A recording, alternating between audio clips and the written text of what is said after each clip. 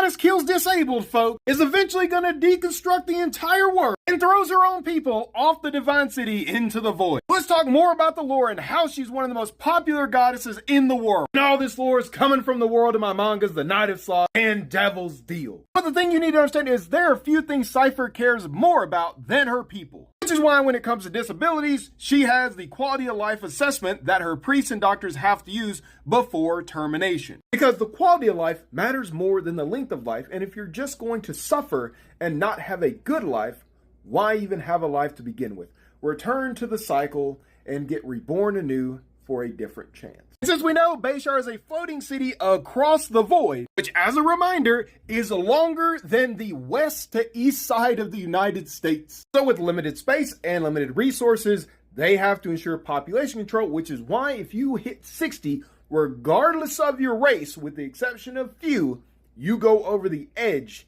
at your ceremonial funeral. And when you hit the void, you are instantly disintegrated. It is painless, but it is death. But what happens if you die before 60? It's very similar to honestly just being 60. You meet at the edge of the city.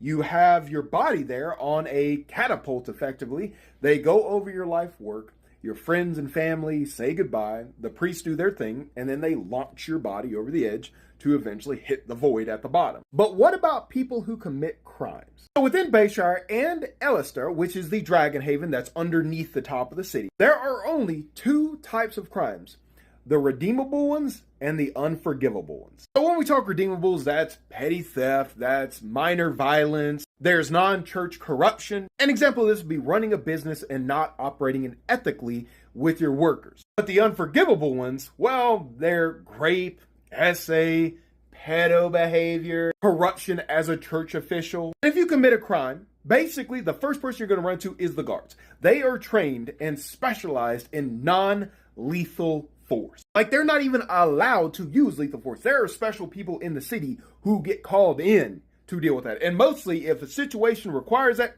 the non-lethals are going to basically hit up those guys and they're going to teleport in to deal with that situation real quick like. And once you are brought in, an investigation is done.